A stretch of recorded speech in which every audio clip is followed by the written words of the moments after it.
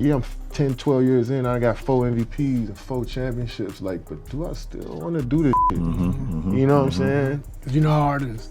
Some people say, I want to go play baseball. Right? Yeah. And then I want to come back. Or some people say, I'm going to go 22 straight.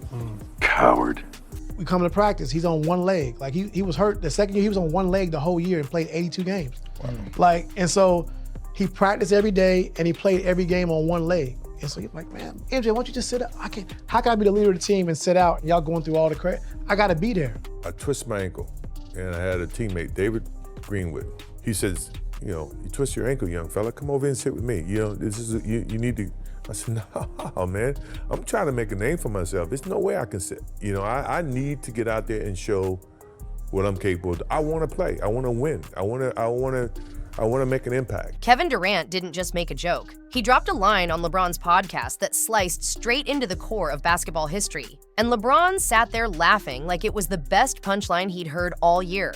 In a single moment, 2 of the biggest stars of the modern era casually threw shade at Michael Jordan, pretending it was harmless banter. But everyone watching felt it immediately. This wasn't a joke. This was an attempt to rewrite the story of who the greatest really is. Durant's "some people go play baseball" line wasn't playful, it was calculated. LeBron's reaction wasn't innocent, it was approval.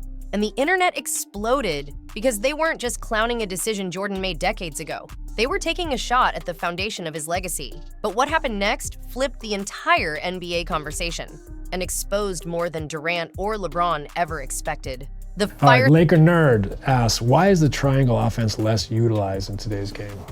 To try to run the triangle offense right now, it'd be very challenging, just because how the game is played and also how defense is covering. 10 to shoot. Jake going right to the rack, no defensive communication. Why is ring culture so much more prevalent in the NBA than in other sports? Yeah, it's funny, I don't know. I don't know why it's discussed so much in our sport and why it's the A-all, B-all of everything. What you just said is one of the most insanely idiotic things I have ever heard. Garth Gilmore told me one time, he played for Chicago, he said, if you expect to play a long time in this league, you better quit mopping up the floor. And I thought, well, he's crazy because that's what basketball is all about. Bird takes it away from Wilkins, goes to the floor and gets it up ahead. The firestorm started in the most unlikely place, a podcast that was supposed to be all about pure basketball talk. Mind the Game LeBron James's show with JJ Redick had built a reputation as the calm, thoughtful space where players could finally speak freely without media filters. But when Kevin Durant and Steve Nash joined the set, that tone shifted fast. What should have been a deep dive into the game quietly morphed into a casual roast session aimed at someone who wasn't in the room, Michael Jordan. It happened subtly. Durant started talking about longevity, how after a decade in the league, players begin questioning whether they even want to keep going. LeBron nodded along, smiling as if he already knew where this was headed.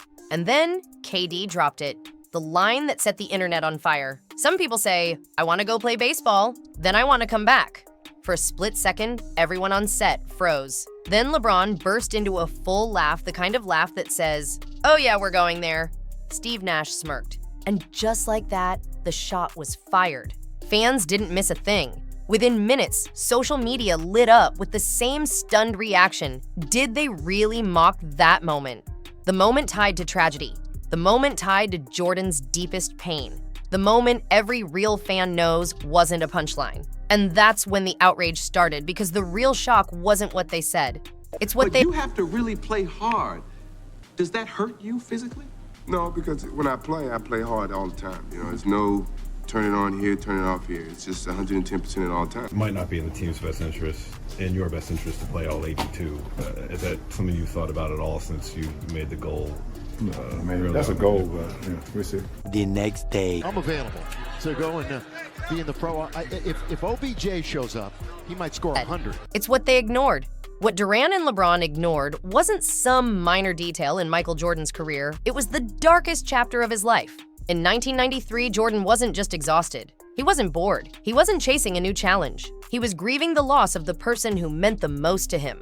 James Jordan Michael's father was murdered in a roadside robbery that shook the entire sports world. The man who had been at every milestone, every breakthrough, every triumph gone in a moment of senseless violence. And Jordan at the absolute peak of his dominance. 3 straight championships, global fame, unstoppable momentum, did something almost no superstar would ever do.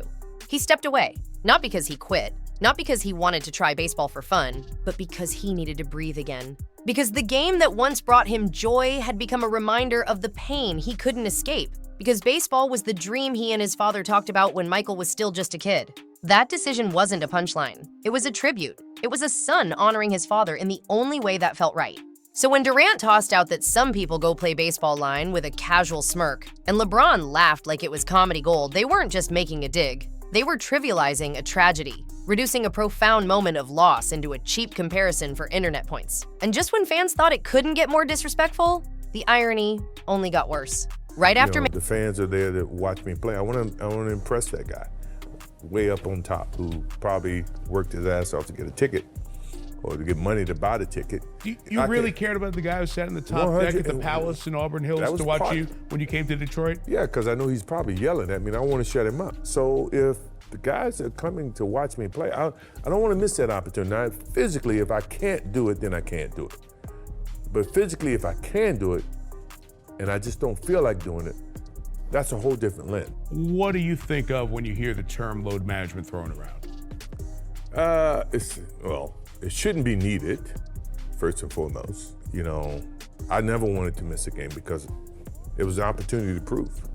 It was something that I felt like, the fans are there to watch me play. I want to impress that guy. Right after making the baseball jab, Durant shifted into a speech about commitment. He started talking about how players reach a point where they need to look in the mirror and ask themselves if they still want to keep going. He framed it like some deep introspective wisdom, how longevity should be the real goal, how sticking around for 20 years was the mark of dedication. LeBron nodded along, proud, almost smug, as if he were the living embodiment of that philosophy. The message was clear: lasting longer matters more than dominating at your peak. But to anyone who lived through the Jordan era, that logic sounded ridiculous. Because Jordan never cared about stacking seasons like participation trophies. He wasn't interested in stretching his career just to say he was still around. His mindset was brutally simple. If I burn out, I burn out. To him, greatness wasn't measured in years, it was measured in intensity. In showing up when your legs hurt, in diving for loose balls at age 40, in playing all 82 games because someone in the cheap seats saved up for months just to see you once. That was commitment. Jordan didn't chase longevity, he chased perfection. He chose to give everything he had every night, even if it shortened his career, even if it hurt, even if it meant burning out faster. That's a standard Durant and LeBron conveniently avoided while pretending their long careers made them superior. And just when fans were already calling out the contradictions, the hypocrisy hit another level. Because when Durant and LeBron sit there preaching commitment and longevity, their own careers tell a completely different story, one they will never say out loud. Kevin Durant, the same man talking about sticking it out, made one of the most criticized moves in NBA history.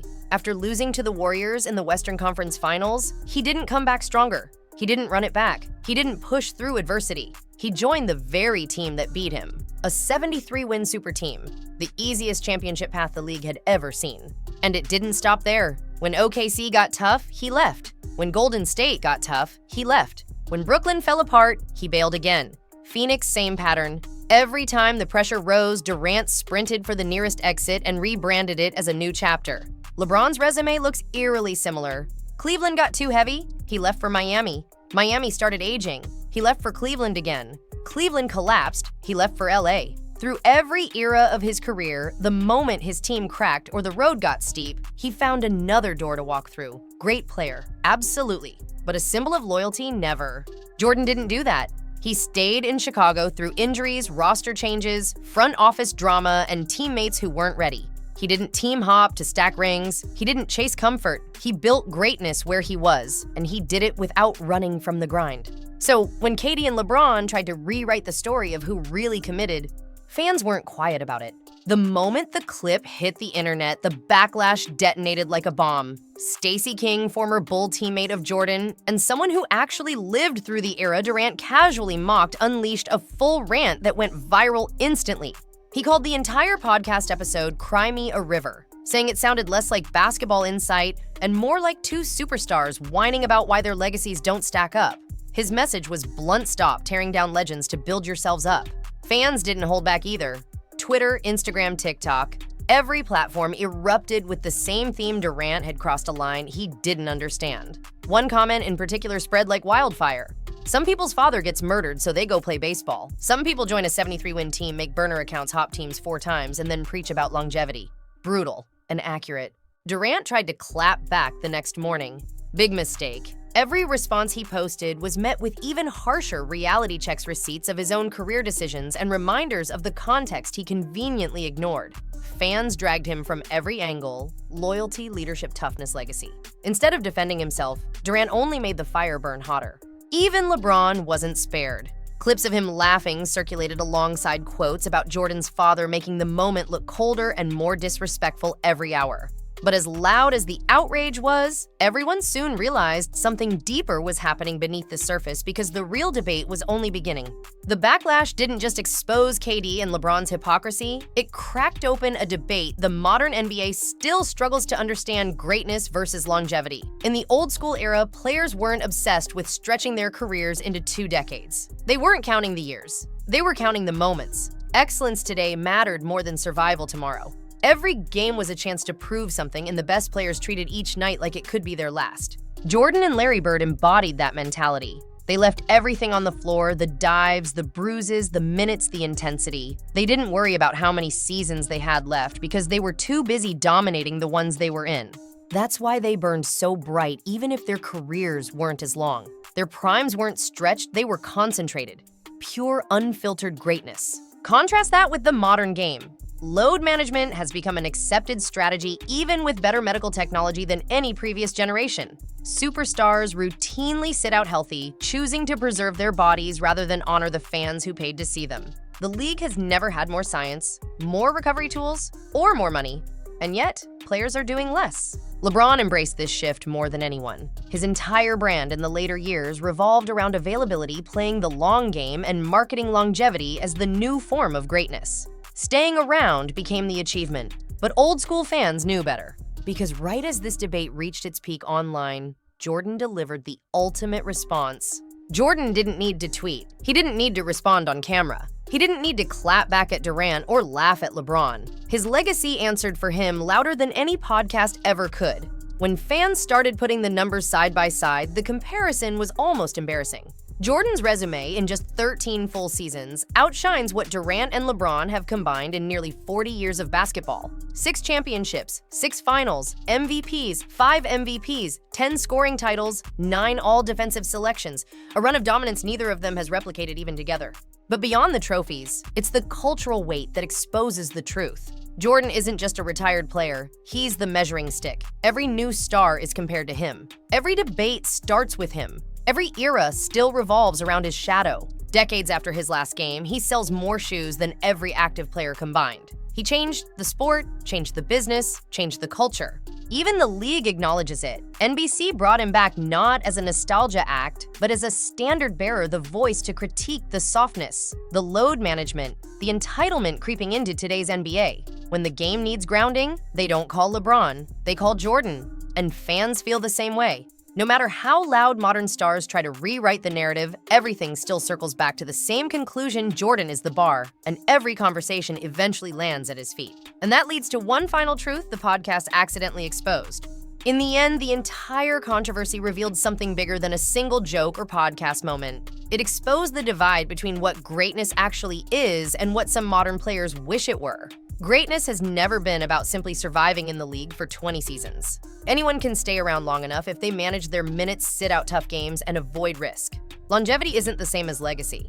Greatness is about what you do in the moments that matter. It's about stepping into pressure instead of running from it. It's about rising when everything around you is falling apart. Jordan didn't build his status by hanging around. He built it by being undeniable every time he touched the court. He didn't preach commitment, he lived it. He didn't talk about carrying teams, he did it. He didn't search for easier paths, he walked directly into the hardest ones. Meanwhile, LeBron and Durant have spent the latter parts of their careers talking about how long they've lasted, how many years they've logged, and how durability should redefine greatness. But dominance isn't measured in years, it's measured in moments. And Jordan had more defining moments in 13 seasons than most players have in 20. That's why this debate always ends the same way. No podcast banter, no longevity branding, no subtle digs will ever change the hierarchy. Jordan's legacy doesn't need defending, explaining, or updating. It stands untouched, unchallenged, and unbothered, the standard everyone else still fails to reach. In the end, this entire moment reminded fans of one simple truth. Greatness isn't built through narratives. It's built through reality. Durant and LeBron can talk joke debate and spin the story any way they want, but Jordan doesn't need a microphone to answer. His silence says more than their entire podcast ever could. His resume speaks. His moments speak. His legacy speaks. And now the question is yours. Did Durant and LeBron expose Jordan, or did they accidentally expose themselves? Drop your take below because this debate is far from over.